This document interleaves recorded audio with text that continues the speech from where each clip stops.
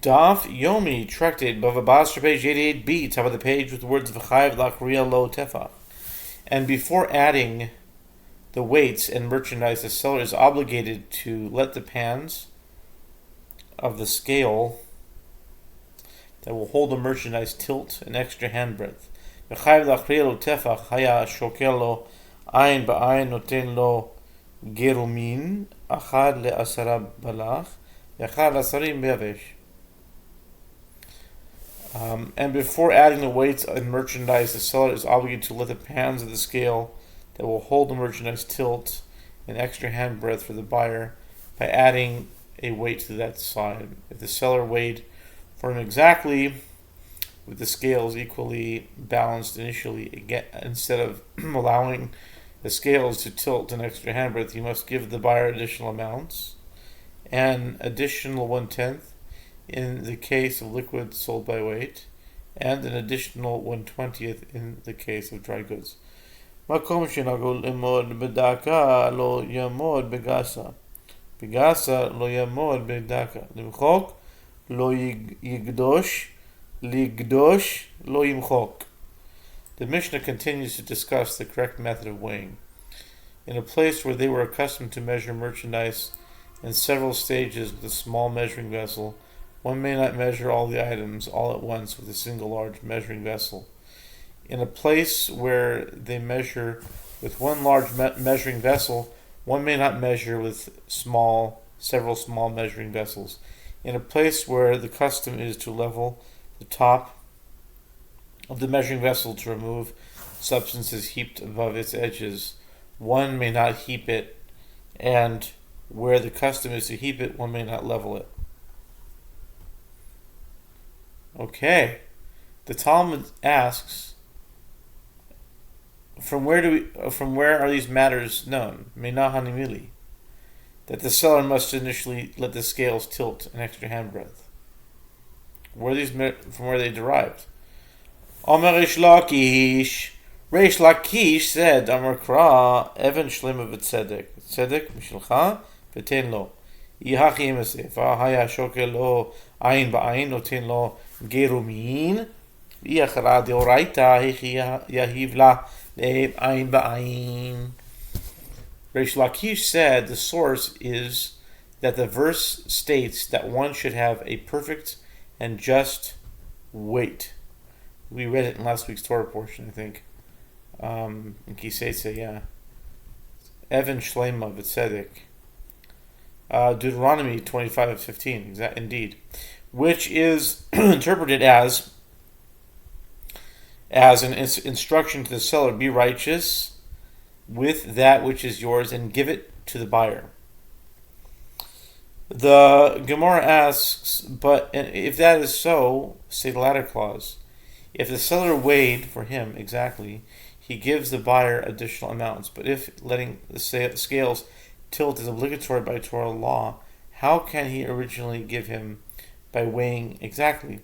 Ela reisha bimkom shenahagu v'itmar d'reish Lakish aseifa itmar haya shokel lo ayin ba'ayin noten lo gerumin minanimili amar Reish Lakish to Amar Kra v'tzedek tzedek mishelcha v'ten lo v'kama gerumin Amar Rabbi Abba bar Mamal Amar Rav Echad b'nesara belitra bedach nesara litrin.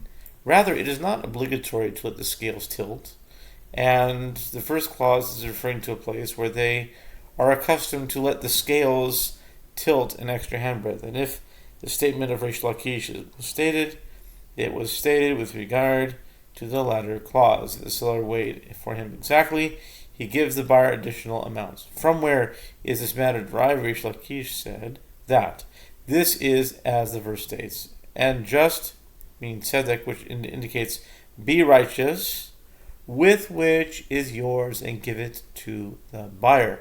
The Gemara asks, and how much are the additional amounts that are given? Rabbi Abba bar Mamal says that Rav says in the case of liquids, 1/10 of a litra for every 10 litra, meaning 100. Echad lesobalach. Echad lesobalach. I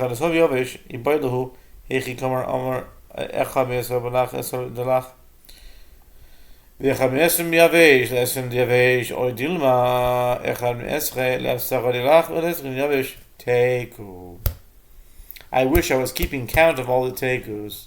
I lost count. But this is an unresolved question. The Mishnah teaches that the seller adds 1/10 in the case of liquids and 1/20 for dry goods. A dilemma was raised before the sages. With regard to what case is the Tana of the Mishnah speaking? Does he mean 1/10 in the case of liquids for every 10 units of liquid? And similarly 1/20 in the case of dry goods for every 20 goods of dry goods? Or meaning 1/400th? Or perhaps he means 1/10 of every 10 units of liquid. And similarly 1/10 for every 20 units of dry goods. In other words, 1/200th. The Gemara states that the dilemma shall stand unresolved.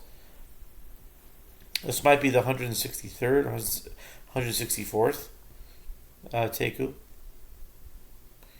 in Talmud Bavli. Amar Rabbi Levi Kasha on Shin Shel Midos Yoter Mel Shin Shel Arayos. Shezeh Nemar Behen El, Shezeh Nemar Behen Ele, Umay Mashma Dahai El, Kashahu, Tichziv et Ele Haaretz Lakach. Rabbi Levi says the punishment for using false measures is more severe than the punishment for transgressing the prohibition of forbidden sexual relations, as in that case, the forbidden relations, it is stated with regard to them, a shortened term for the word these, El, in the verse, for all these abominations. Leviticus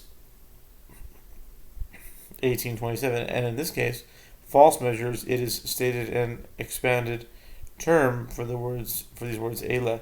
In the verse, for all that do these things, in Barim Ha'elah, even all that do unrighteously are an abomination to the Lord your God, Deuteronomy 25:16. And from where it may be inferred that this expression of El indicates that the prohibition is severe, based on which it is understood, that the form this word takes indicates a level of severity, as it is written, and the mighty of the land he took away, Ele, the mighty of the land, that Ele haaretz lakach, Ezekiel 17:13. Gabi arayot nami ktiv Ele, hahu limeute midot mikaret. The Gemara asks, with regard to forbidden relations, isn't it also written for whosoever shall do any of these things, Ele, abominations, Leviticus 18:29? If so, why is the punishment for using false measures considered harsher? The Gemara answers that expression of Ele in Leviticus 18:29 in the context of forbidden relations does not serve to emphasize its severity. Rather, it serves to exclude one who uses deception and measures from the penalty of excision from the world to come. Karet. The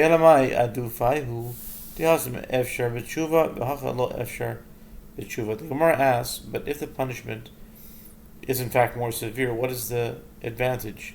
Meaning, what is the greater severity in the case of the false measures?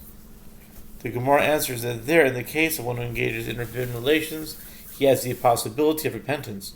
But here, in the case of one who uses false measures, there is no possibility of repentance because he has no way of knowing who he deceived, who he cheated, and is therefore unable to return the stolen money.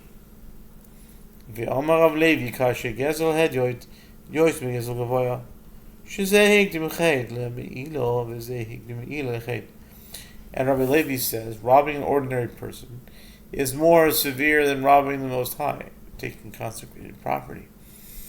As with regard to this regular robber, the verse states sin before Me'ilah, if anyone sin and commit a trespass, meaning sin and then Me'ilah, against the Lord, and deal falsely with his neighbor in a manner of deposit or of pledge, or of robbery, or have oppressed his neighbor, Leviticus 5:21. And with regard to that one who misuses consecrated items, the verse states immediately before sin. If anyone engages in misuse, timol ma'al, and sins unwittingly, Leviticus 5:15. The Omar Rav Levi says, Bo'orei, shelo k'midas HaKadosh Baruch Hu, midas basar v'dam. HaKadosh Baruch Hu, be'ach Yisrael be'esrim mishtayim, v'kiran b'shmoyne. Be'achan b'esrim mishtayim, ma'ma imichu koisai, ad kol memius. And Rav Levi says, come and see that the attribute of flesh and blood is unlike the attribute of the Holy One, blessed be He. The Holy One, blessed be He, blessed the Jewish people with 22, and cursed them only with 8. Rav Levi explains, He blessed them with 22 letters of the Hebrew alphabet, from the first letter, Aleph, that begins, if you walk in my statutes, im bechukotai telechu, Leviticus 26:3, until upright, until Kol Mem Yud, 26:13, which ends with the letter Tav, the last letter of the Hebrew alphabet. And he cursed them with 8 letters. Me ve'im bechukota timasu ad ve'et chukotai ga'ala nafshi.